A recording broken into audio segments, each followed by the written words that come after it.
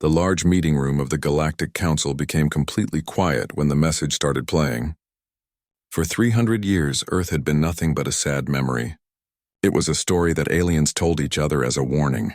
The planet had reached out to space, touched the stars for a short time, and then disappeared without any explanation. Nobody knew what happened to the humans. Some alien races thought that Earth's environment had collapsed. Others believed the humans had killed each other in terrible wars. A few strange thinkers said the humans had moved to another dimension. But everyone agreed on one thing. Humanity was dead, gone forever. The species would never return. Council Director Vexithar stood very tall. He belonged to a race called the Zentarii. His skin looked like crystal and reflected the soft lights in the room. He stared at the hologram display in front of him. He could not believe what he was seeing. The message was simple. It was being broadcast on every single frequency at the same time. No one could block it or stop it. A human voice spoke clearly through the speakers. "This is Captain Jake Morrison of the Earth Defense Fleet. We are coming home. Clear the space around Sol. We will be there in 72 hours. The message ended. The silence that followed felt heavy and uncomfortable. Every alien in the room looked at each other with confusion and fear. This was impossible. Humans were supposed to be extinct, dead for 3 centuries. How could they be coming home? And what was this Earth Defense Fleet? Ambassador Krell spoke first. Her voice shook with surprise. She had 6 eyes that all blinked at different times. She belonged to the Mordathi race. The small device in her ear translated her words into a language everyone could understand. This is impossible. The Sol system is not empty. The Vrexian Mining Consortium lives there. They have been taking resources from that system for 200 years. Vexthar felt his mind working quickly. He remembered the history. The Vrexians had moved into the Sol system after waiting 50 years. They heard nothing from Earth during that time. Under Council law, any system that was abandoned could be taken by others. But there were rules. A species had to be gone for 100 years before their system could be claimed.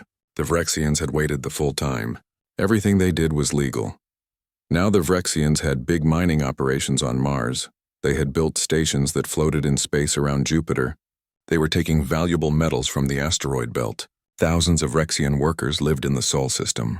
They had homes there, families. They thought of it as their territory now. "Get me the Vrexian ambassador right now." Vexthar's voice was firm and commanding.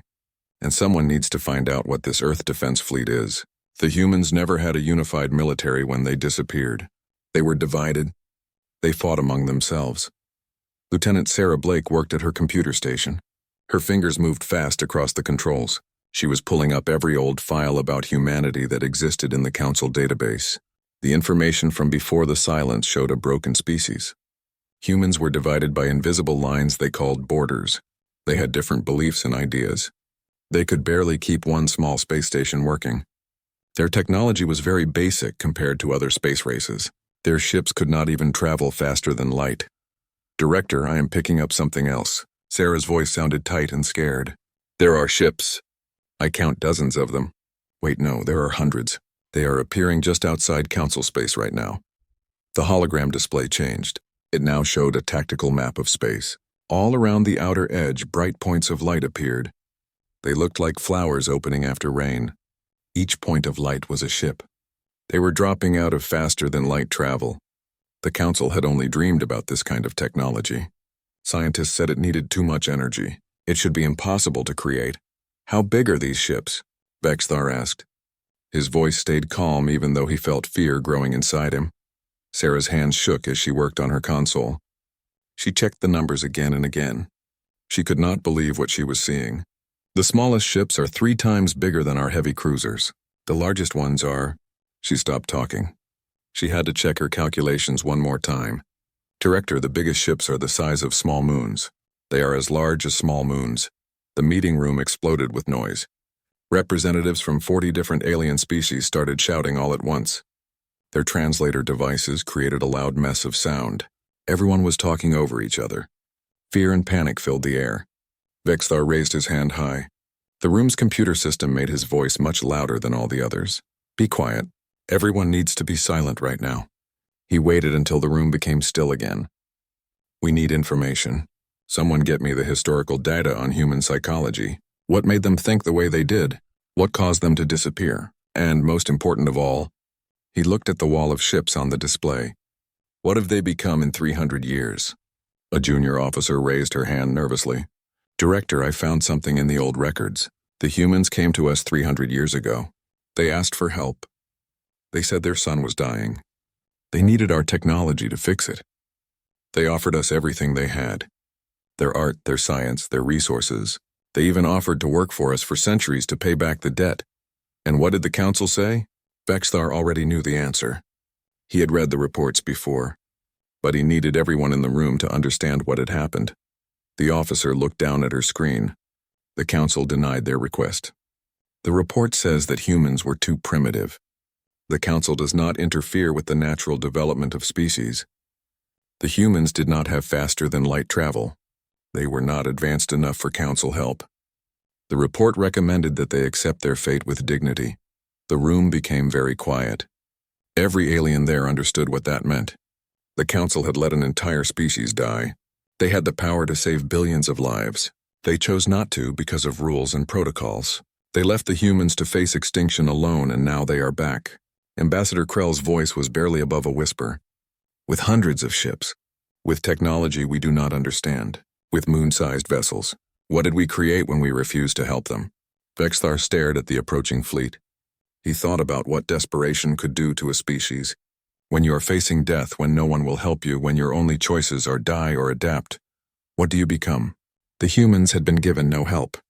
They had been told to die quietly. Instead, they had disappeared into the darkness of space, and now they were returning with power that no one expected. Get me everything we have on human history and culture, Vexthar ordered. I want to know how they think. What drives them? What they value? We have 72 hours before they arrive at Sol. We need to understand what we are dealing with before they get there. The junior officer spoke up again. Director, there is something else in the old files. A note from the human delegation that came here 300 years ago. They left a message after the council rejected their plea for help. What did it say? The officer read from her screen. It says, we came to you with hope. We leave with a lesson. We will remember that when extinction came knocking, the galaxy watched and did nothing. If we survive this, we will never forget, and we will make sure no other species ever feels this abandoned. The room stayed silent. Everyone understood now. The humans had not just survived. They had survived with purpose. They had spent 300 years building something, and now they were coming home. The question was not whether the council could stop them. The real question was whether the council should even try. Vexthar looked around the room at all the frightened faces. We may have made the biggest mistake in council history 300 years ago. We let a species face extinction because they were not advanced enough. Now they are more advanced than us. And they remember what we did. They remember that we let them die. What do we do, Director? Sarah asked quietly. Vexthar took a deep breath. We prepare. And we hope that humans are more forgiving than we were. Because if they are not, if they decide to treat us the way we treated them, then the galaxy is about to change forever, and not in a way that favors those who refuse to help. The human fleet arrived exactly 72 hours after the first message. They did not attack anyone. They did not threaten anyone. They simply stopped at the edge of the Sol system and waited. The ships hung in space like silent giants. Each one was dark and smooth. They looked like pieces of the night sky itself had taken solid form. One single ship separated from the massive fleet. It was smaller than the others, but still impressive. The ship was sleek and black. It moved with perfect control through space. This ship headed toward the nearest Rexian mining station. The station hung in orbit around Mars. Thousands of Rexian workers lived there. They watched the approaching human ship with growing fear. Captain Jake Morrison stood on the bridge of the EDS horizon. His hands were clasped behind his back. He watched through the viewport as the mining station grew larger. He was young for a captain. He was only 43 years old. That meant he had been born in space. He had been born on one of the Generation ships. He had never walked on Earth's surface. He had never felt real wind or real rain. He only knew his home planet through stories. Stories passed down from the Generation ships. Stories told by grandparents who remembered Earth before the silence. Sir, they are calling us. Lieutenant Danny Chen spoke from the communication station. His voice was calm and professional. Put them through. Jake's voice was steady. He had been preparing for this moment his entire life. A Vrexian face appeared on the screen in front of him. The face looked like an insect. It had hard angular features and large compound eyes. The eyes reflected rainbow patterns in the bridge lighting. The Vrexian's mandibles moved as he spoke. "This is Station Commander Thrix. What gives you the right to enter this system? Sol has been claimed under council law for 200 years. This is Vrexian territory now." Jake kept his face calm. He did not show any anger. He did not show any fear. He spoke with quiet confidence. "I have the authority of being human, Commander. This is our home, our birthplace, our mother world. We are taking it back. We are reclaiming what is ours. That is not how council law works. You cannot just take what you want." The Vrexian's voice grew louder with frustration. "You abandoned this system. You left it empty for over a century. You can ask for money. You can negotiate a settlement. But you cannot simply demand that we leave. We have rights here." "Legal rights," Jake interrupted him. His voice became hard like steel. "We did not abandon anything, Commander. We had no choice. 300 years ago, our sun was dying. It was getting weaker. It was killing our world. We did not have faster-than-light travel. We could not call across the galaxy for help. So we did the only thing we could do. We left. We packed everyone who could fit on a ship. We sent them into the dark, empty space between stars. We were praying we would find something. Anything. Something that could help us save our home." He stepped closer to the screen. His eyes were intense. "We found something, Commander. We found a lot of things. We found new technology. We found allies. We found resources. And now we are back. We are back to fix our sun. We are back to rebuild our home. You have 72 hours to evacuate your people. We will pay you fairly for any losses.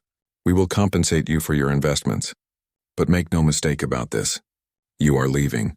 All of you are leaving our system." Commander Thrix's mandibles clicked together rapidly. It was a sign of agitation in Vrexian body language. "You have no authority to do this. The Council will never accept this. They will not allow you to break the law. They will not let you take what is legally ours." Jake's voice became very quiet. When someone speaks quietly like this, it often means they are most serious. The Council is welcome to object. They can complain all they want. But they should know something first. They should know that humanity tried to join your council 300 years ago. We sent our best people as representatives. We shared our culture with you. We shared our art and our music. We shared our history and our dreams. And we asked for help when our sun started dying. Do you know what your council said to us?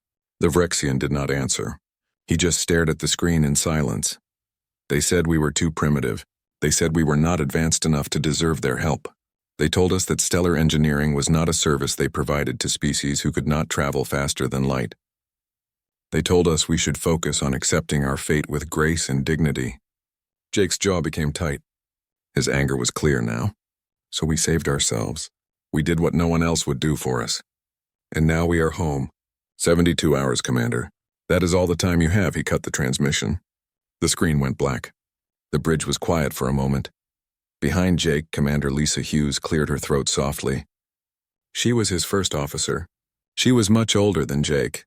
She had commanded ships before he was even born. She had seen many things in her long career. Do you think they will actually leave peacefully? Her voice carried doubt. Jake turned to face her. He looked at this woman who had taught him so much. They will call the council first. That is what they always do. They will follow procedure. The council will hold meetings. They will debate and argue. Then they will realize we are completely serious when our stellar engineers start working on the sun. After that, he shrugged his shoulders. After that, they will either accept reality or they will make the biggest mistake of their civilization's history.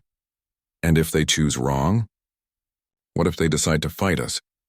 Lisa's question hung in the air. Jake looked out at the fleet behind them. He could see the massive ships waiting in formation. 300 years of desperate innovation hung in space. 300 years of humanity learning that when no one else will save you, you must save yourself. 300 years of growth and change. 300 years of building and adapting in the dark, empty space between the stars. The fleet represented everything humanity had become. Then they will learn something important. Jake's voice was soft but certain. They will learn why predators do not usually evolve from prey animals. They will learn what happens when you corner a species. They will learn what happens when you leave people to die, and they refuse to accept that death. They will learn that survival makes you strong in ways that peace never can. Lisa nodded slowly. She understood. She had been there in the dark years. She had been on one of the generation ships. She had seen children born who would never see a planet. She had watched people die knowing they would never go home. She had felt that desperation, that drive to survive at any cost. She knew what humanity had become in 3 centuries of exile. The bridge crew worked quietly at their stations. Each person knew their role. They had trained for this moment. Some of them had been born on Earth before the evacuation. Most had been born in space. But all of them knew the stories. All of them carried the memory of 8 billion people who had died. 8 billion people the Council had refused to help. That memory drove them. That memory made them strong. Sir, the Vrexian station is broadcasting on all frequencies. Danny spoke from communications. They are calling for Council support. They are claiming we are invading their territory. They are asking for military assistance. Let them call.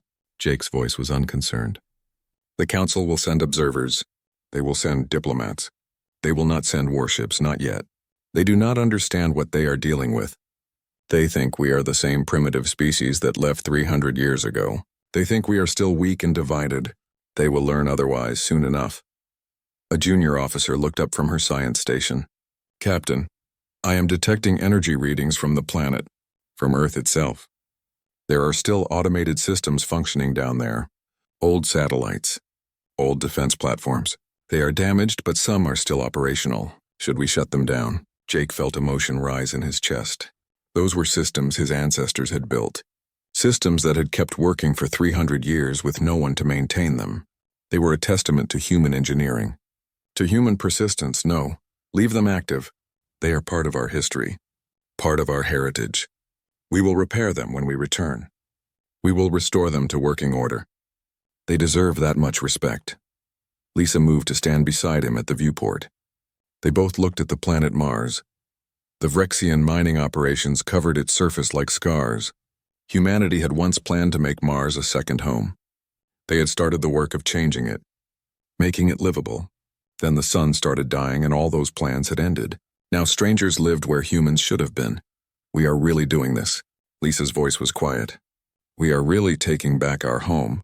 After all this time, after everything we have been through, we are finally going home. Jake nodded. His reflection in the viewport showed a young man with old eyes. Eyes that had seen too much. Eyes that carried the weight of billions of dead. Yes, we are going home. And nothing in this galaxy is going to stop us. Not the Council. Not the Vrexians, nothing. This is our system. This is our birthright. And we are taking it back. The horizon continued its slow approach to the mining station. Behind it, the rest of the human fleet waited in perfect formation. They were patient. They were ready. They had waited 300 years. They could wait 72 more hours. But after that, the waiting would end. After that, humanity would reclaim what was theirs, and the galaxy would have to accept it. The emergency council session lasted 6 hours. It felt much longer than that. Representatives from 40 different species argued in endless circles. Their voices echoed through the grand chamber. This chamber had witnessed 3,000 years of galactic governance. It had seen the rise and fall of civilizations, but nothing like this had ever happened before. No species had ever returned from the dead. Vexthar sat in his position at the head of the chamber. He listened to everything. He watched the patterns of argument. He felt the weight of history pressing down on his shoulders. This decision would change everything. He knew that. Everyone knew that. But no one could agree on what to do. We cannot set this precedent. Ambassador Krell's voice was sharp and angry. She stood at her position, all 6 eyes focused on the center of the chamber. If we allow them to simply take what they want, we invite chaos. If we let them ignore established law, everything falls apart. The Vrexian claim is completely legal. The humans abandoned Sol. They left it empty. They have no legal grounds for this invasion. Invasion? A voice came from the back of the chamber. Everyone turned to look. Dr. Henry Webb stepped forward slowly. He was old by human standards. He was nearly 90 years old. His gray beard was carefully trimmed. His blue eyes were sharp and clear despite his age. He had been born on Earth. He had been a young scientist when the evacuation began. He was one of the few humans left who remembered their home planet before the silence. You call this an invasion? That is an interesting choice of words, Ambassador. Henry's voice was calm but firm. He walked slowly toward the center of the chamber. His steps were careful and measured. The chamber became quiet. Few representatives had expected humanity to send anyone to negotiate. Most had assumed violence would come. Most had prepared for war. The presence of this old human diplomat surprised everyone. Dr. Webb. Vexthar spoke carefully. Your presence here is unexpected. We were told that humans would not negotiate. We were told you would simply take what you wanted by force. We are always willing to talk, Director, Henry replied. He continued his slow walk to the chamber center. But let us be very clear about the situation we face. Let us be honest about history. 300 years ago, we came to this council as beggars. We came with our hands out. We came asking for help. Our son was dying. We had the science to understand what was happening. We could measure the changes. We could predict the end. But we did not have the technology to fix it. We did not have the tools to save our world, so we asked for help. He turned slowly in a circle. He made eye contact with various representatives around the chamber. We were not asking for charity. We were not asking for something for nothing. We offered everything we had. We offered our art and culture. We offered our scientific theories. We offered labor and resources from our asteroid belt. We offered to become a client species. We offered to work for centuries to repay the debt. We begged for just one single ship with stellar engineering capabilities. Just one ship. Just one chance to save our home. The Council operates under strict protocols, Dr. Webb, Krell said defensively. Her voice was less certain now. We cannot interfere in every species' natural development. It creates dependency. It stops growth. It prevents species from learning important lessons. Henry's voice suddenly became very cold. Like ice, like the void of space itself. You let 8 billion people die. That was the population of Earth when we evacuated. 8 billion human beings. Men, women, and children. We had 200 ships, Ambassador. Only 200 ships. These ships were built with technology we barely understood. We assembled them from materials we had to mine from the asteroid belt. We built them while our sun grew more unstable every single day. We saved 40 million people. 40 million out of 8 billion. The silence in the chamber was complete. No one spoke. No one moved. The weight of that number hung in the air. 8 billion dead. 8 billion people who could have been saved. 8 billion lives that the Council had deemed not worth saving. The rest died when the sun finally gave out. Henry continued. His voice shook slightly with emotion. They died in darkness. They died in cold. They died knowing that species with the power to save them had chosen not to. They died because of protocols. They died because we were not advanced enough to matter. They died alone and afraid in the dark. His hands clenched into fists. So yes, we left. We took our 40 million survivors and we disappeared into the void. We went into the empty darkness between stars. And do you know what we did out there? Do you know what we became? He pulled out a small device from his pocket. A hologram sprang to life above the chamber floor. It showed a star system. The system was beautiful and complex. It had orbital rings and massive structures. These were things that humans should not have been able to build. Things that required technology far beyond what they had possessed 300 years ago. We survived. We adapted. We learned. Henry's voice grew stronger. We found 3 other species in our wandering. 3 other species that your council had also deemed too primitive to help. 3 other species facing extinction.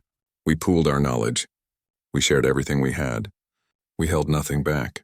And we built something new, something your council never imagined, something your council never thought possible, because your council never had to.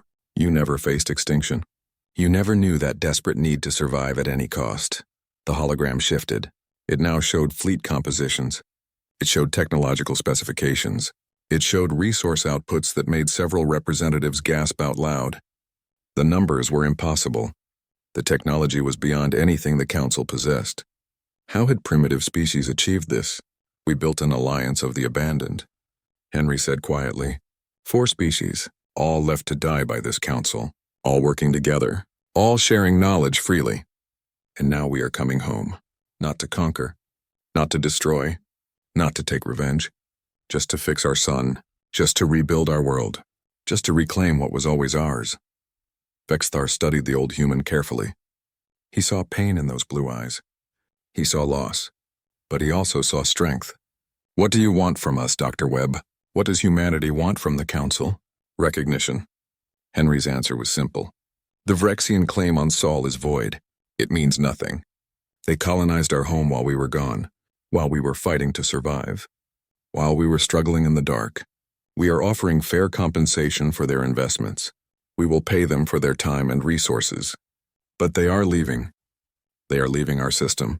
The Council can accept this peacefully. The Council can recognize reality, or... He gestured to the hologram, which now showed the full extent of the human fleet. Or you can try to stop us. Is that a threat? Krell demanded. Are you threatening the entire Council? Henry looked at her with sadness. No, Ambassador. It is not a threat. It is a statement of fact. We are not asking for permission. We stopped asking for permission 300 years ago when you told us to die quietly. We are informing you of what will happen. We are being polite enough to explain our actions. The only question is whether the Council chooses to recognize reality or wastes lives trying to maintain a legal fiction. He turned and started walking toward the exit. His old legs moved slowly. Then he paused. He stopped walking and looked back over his shoulder. Oh, and one more thing. Those 3 other species we allied with, the ones you also abandoned to die, they are outside Council space right now. They are watching this meeting. They are waiting to see what you do. If this goes badly, if you attack us, they will not stop at Sol. They will liberate every primitive species you have left to die. They will tear down the Council's borders. They will share technology with everyone. They will end your monopoly on advanced knowledge. You would not dare, someone whispered from the back of the chamber. The voice was filled with fear. Henry smiled. It was not a pleasant expression. It was cold and hard. We are humans, Ambassador. We are the species that refused to die when our sun went out. We are the ones who walked into the void with no map and no hope. We built a civilization in the darkness with nothing but determination and desperation. We turned 40 million refugees into a power that rivals your entire Council. You really think we would not dare? You really think we fear you after everything we have survived? He left the chamber. The doors closed behind him with a soft sound. The chamber immediately erupted in chaos. Everyone started shouting at once. Fear filled the air like smoke. Anger and confusion mixed together. The Council had never faced anything like this before. Vexithar did not join the shouting.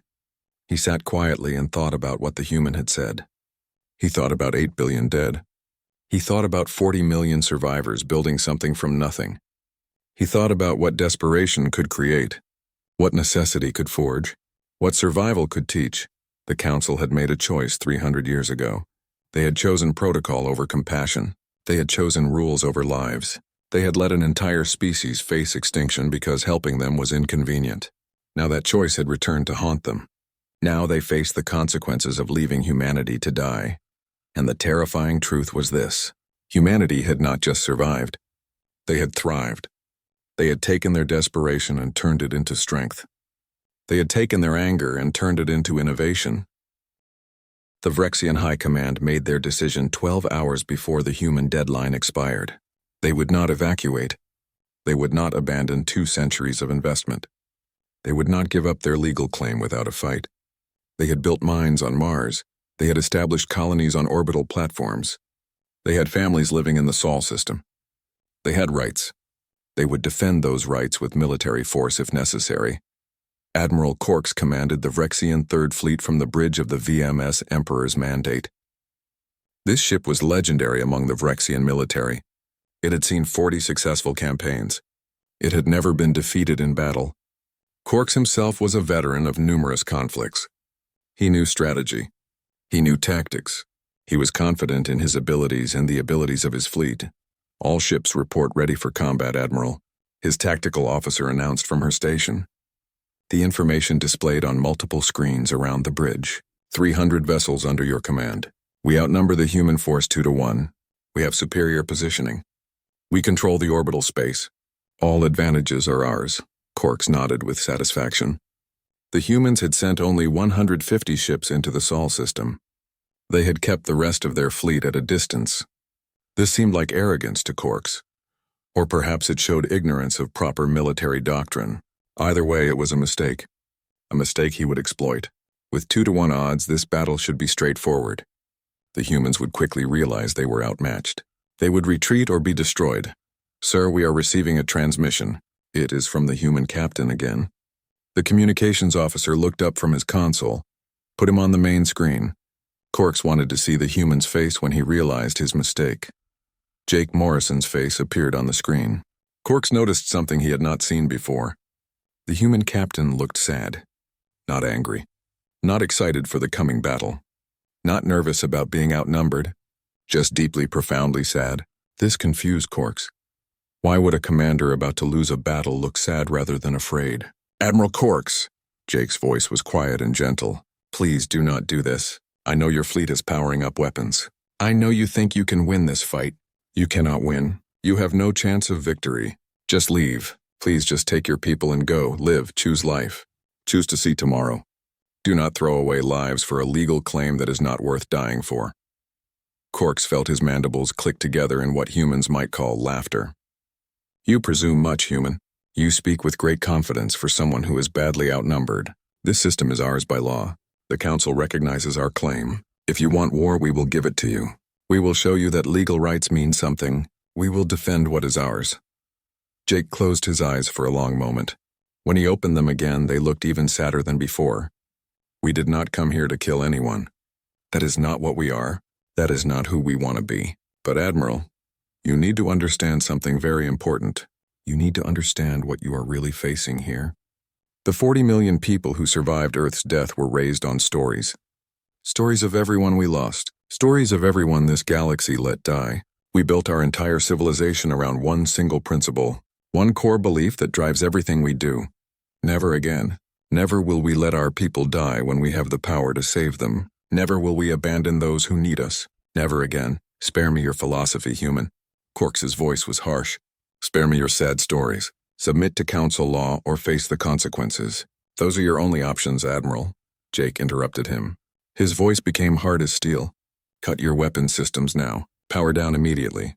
Or I will cut them for you." Quarks laughed again. This human was delusional. "You have 150 ships. I have 300. Basic mathematics says you cannot win. Basic logic says you should retreat. You are outnumbered and outgunned. Accept reality." Then something impossible happened. Every weapon system on every Vrexian ship simply stopped working. They did not malfunction. They did not overload. They just turned off. Like someone had flipped a switch. Targeting computers rebooted on their own. Shield generators flickered and dimmed. Point defense systems went dark. For 10 full seconds, the entire Third Fleet was completely defenseless. 300 warships rendered helpless in an instant. Then everything came back online. Systems restored themselves. Weapons powered up again. Shields returned to full strength. But the message was absolutely clear.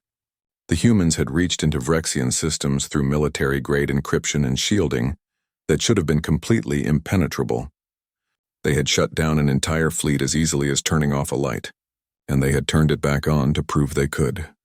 "The next time, I will not turn your systems back on." Jake's voice was very soft now. "And Admiral, we did not just disable your weapons. We have complete control of your life support systems, your engines, your navigation, your communications. Everything, every single system on every single ship in your fleet is now under our control. I could kill every person in your fleet right now without firing a single shot. I could shut down your life support and watch you all suffocate. I will not do that. Despite everything, despite what your council did to us, we are not murderers. We do not kill when we do not have to. But you need to understand what you are really facing here. You need to understand that this is not a fight you can win." Quark stared at his tactical display in absolute horror. His tactical officer was running diagnostics as fast as she could. Her fingers flew across her console. Her face showed growing panic. The results that appeared on screen were impossible. They made no sense. The humans had bypassed every security system, every firewall, every defense protocol, every safeguard that Vrexian engineers had developed over 3,000 years of spacefaring civilization. They had waltzed through military-grade security like it was not even there. "You have 30 minutes to begin evacuation procedures." Jake continued. His voice remained calm and gentle. "We will help you coordinate. We will make sure everyone gets out safely. We will provide escort ships to protect you as you leave. We will give you time to gather your belongings and your families. But this standoff is over, Admiral. This fight is finished before it began. Accept that truth. Accept reality and choose life. The transmission ended. The screen went black. The bridge of the Emperor's mandate was silent. Every officer stared at their stations in shock. They had come expecting a battle. They had prepared for combat. Instead, they had found something that could reach inside their ships, something that could touch their most protected systems, something that could shut them down like children's toys. Quarks looked at his officers. He saw the fear in their eyes. He saw the understanding dawning on their faces. They all knew what this meant.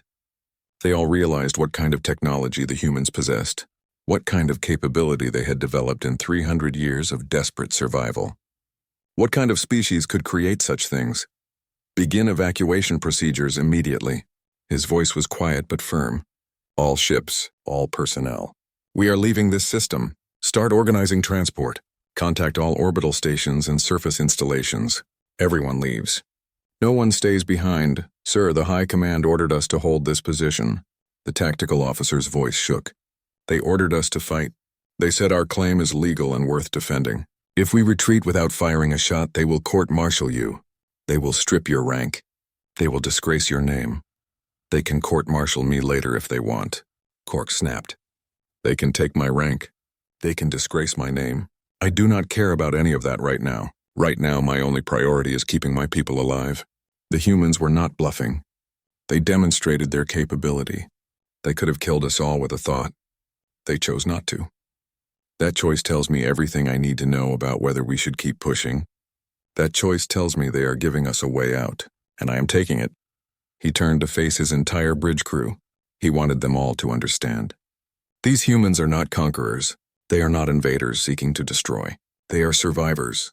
And survivors who learned to thrive in the void for 3 centuries are not enemies you fight.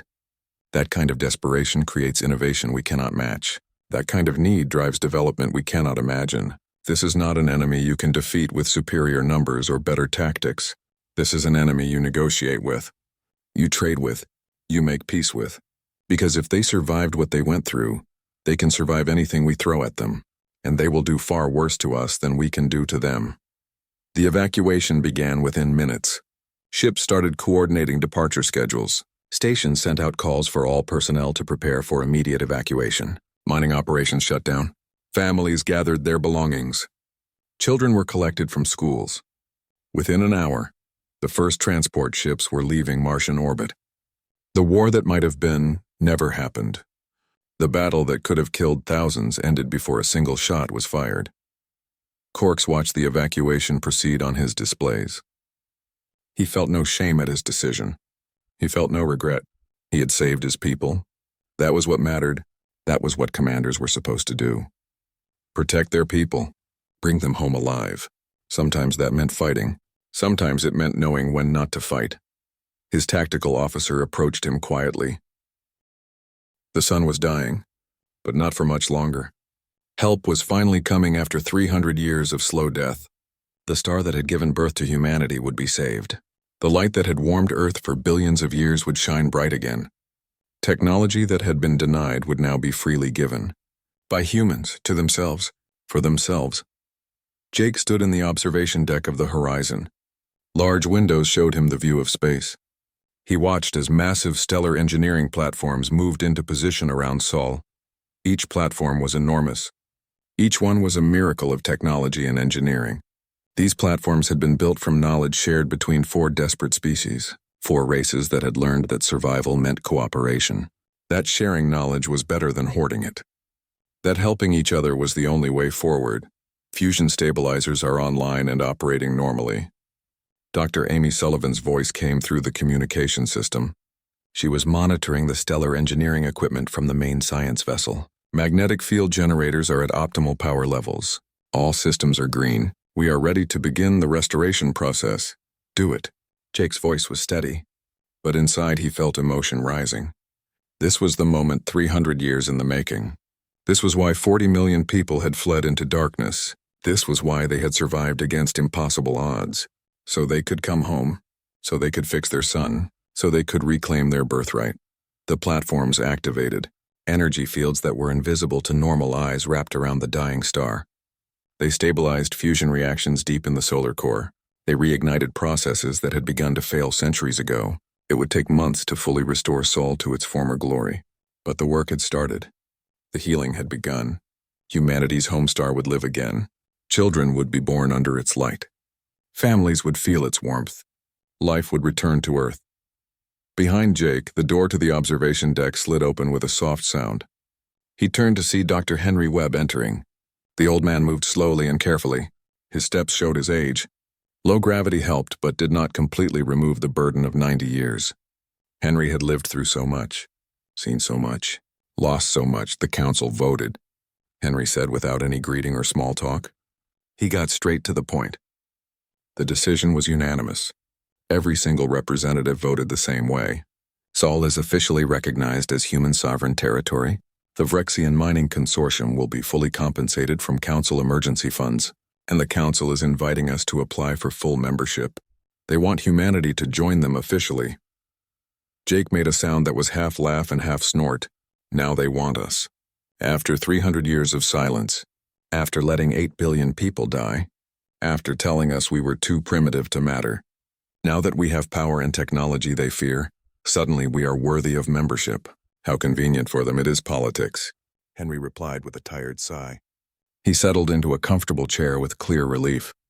They are terrified, not just of our military power, though that certainly helps our case. They are terrified of what we represent, what we symbolize. 4 abandoned species working together, sharing everything, building something the Council never imagined possible. If we tell other primitive species what the Council did to us, what they are still doing to others right now, everything changes. The whole system falls apart. Jake finished the thought. Because there are hundreds of species out there that the Council has decided are not worth helping. Species facing extinction right now. Species struggling with problems that Council technology could easily solve. And now they all know there is an alternative. Now they know that the abandoned can survive, can thrive, can build something better. Exactly right. Henry looked out the viewport at the sun.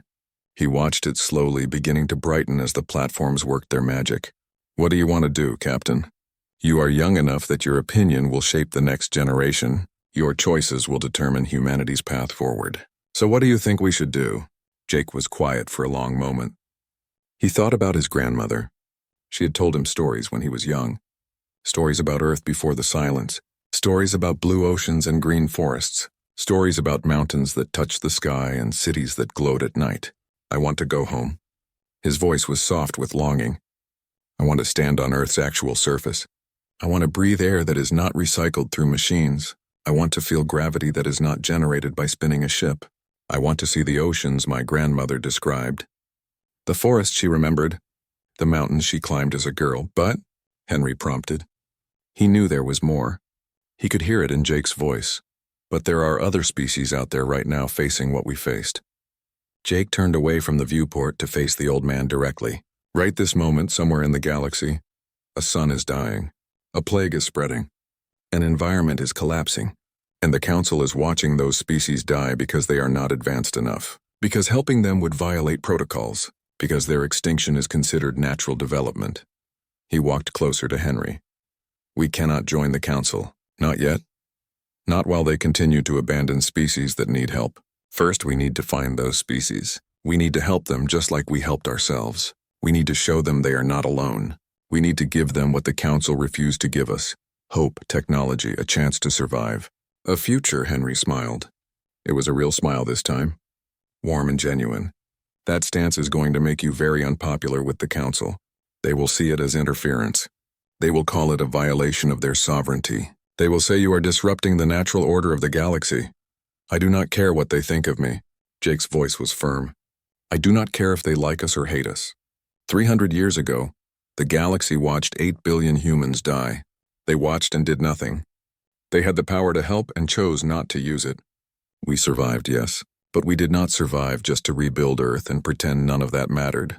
We did not claw our way back from extinction just to become comfortable and forget. We survived to make sure it never happens again. To anyone. Ever. On the main view screen, The first transport ships began their descent toward Earth. These ships carried the first wave of returning humans. 40 million people going home after 3 centuries in the void. Not all of them would survive the adjustment. Gravity was hard on bodies that had been born in space. The change would be difficult. Some elderly people would die from the stress. But they would die at home, on the soil of their ancestors, under the light of their sun. And that meant everything. The Council is going to fight this decision, Henry warned. His voice was serious now. They will see your mission as a direct threat to their authority. They will say you are destabilizing the galactic order. They will try to stop you through diplomacy first, then through economic pressure. Eventually, if you push hard enough, they might even try military action. Let them fight. Jake's expression became hard. His eyes showed determination. Let them try to stop us. We are not asking for their permission anymore. We asked 300 years ago when we needed help. We begged them. We offered them everything we had. And they said no. They told us to die with grace and dignity. Well, we did not die. We survived. We adapted. We thrived in conditions that should have killed us. And now we are going to make sure every species gets the same chance we fought for. The same opportunity we earned. The same future we built. He pulled up a star chart on a nearby console. The holographic display showed dozens of highlighted systems. Each one contained a species that the Council had deemed too primitive to save. Each one was facing extinction from causes the Council could easily prevent. Each one was being watched and studied and allowed to die. For science, for protocols, for the natural order, we start here. Jake pointed to the nearest highlighted system. The Kelthani civilization. Their planet is dying from industrial pollution. They have the science to understand what is happening. They can measure the toxins in their air and water, but they do not have the technology to fix it. Not yet. The Council says they need to learn from their mistakes. The Council says their extinction will be a valuable lesson for other species to study. And what do we say? Henry asked, though he already knew the answer. We say that learning from mistakes does not require extinction. We say that knowledge should be shared, not hoarded. We will give them atmospheric scrubbers. We will teach them sustainable technology. We will show them how to heal their world without destroying their culture or their independence. And in return, we will ask only one thing. We will ask them to do the same for the next species they find. We will ask them to help others just as we helped them. We will build a network of cooperation that the Council cannot control or stop. Henry stood up slowly. His old joints creaked with the movement. He walked to stand beside Jake at the viewport. Together they looked out at Earth, at the sun growing brighter with each passing moment, at the fleet of ships waiting to carry humanity's message to the stars, at the future they were building. You know what the Council is going to call this entire endeavor? Henry asked quietly. What will they call it? Rebellion, chaos, the end of galactic order, the destruction of 3,000 years of careful governance. They will paint you as a revolutionary,